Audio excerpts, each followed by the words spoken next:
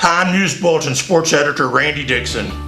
And I am Editor Thomas Boney, and would like to welcome you to the North End Zone Sports Report.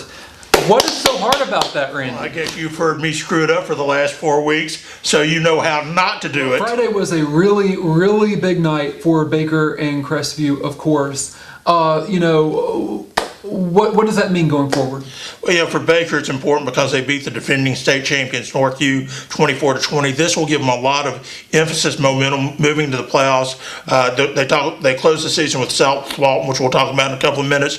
But this win for Baker shows them that they have come back after 12 years absence from the playoffs, and it gives the kids confidence that the Baker Gator football is back to where it was in the 80s and 90s. As for Crestview's win over Niceville, it's been 31 years since that happened. I think that in this year, with a lot of ups and downs for Tim Hatton's program, they needed a signature win, and this is definitely a signature win. This will tell people that, hey, Tim Hatton can turn things around at this school. They beat Niceville. Yeah, it's been a sluggish season for Crestview, but it bodes for a bright future for Crestview's football, even though they did turn around and end up losing in the district tiebreaker to Tate 7-6 Monday night. And now we are in week 11, the final week of the high school football season. Okay, what do we have to expect from the Gators and Bulldogs? Yeah, this is the final week of the regular season, as you said, Thomas. Baker hosts South Walton Friday night at Doug Griffith Stadium, 7 o'clock game. South Walton's a good football team. Baker should come out with another win if they keep on doing what they're doing. South Walton 7-2 will be one of the better teams that Baker's faced, but a win here, it puts Baker with more momentum as they're heading to the playoffs next week when they host Cottondale in the first round of the playoffs.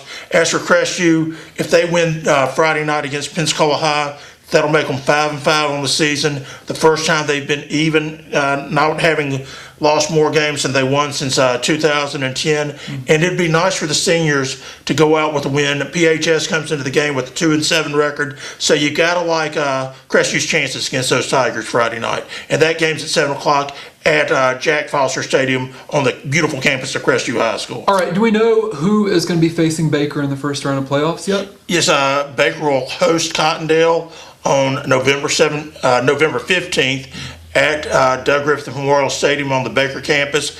It's the first round, the regional semifinals in Class 1A ball. The winner of that game will face the winner of Northview Vernon in 2 weeks, and so it could end up another rematch with Baker playing Northview, but this time it'd be at home in Baker. We're going to be switching gears here for winter sports pretty soon, right? That's right, Thomas. Girls soccer season started last week.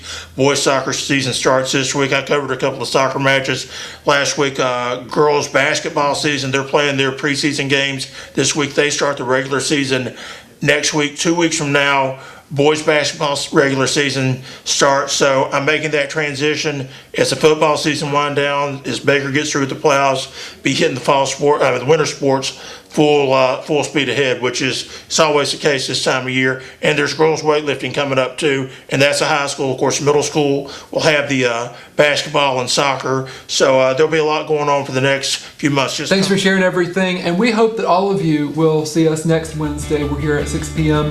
for the North End Zone Sports Report. See you then.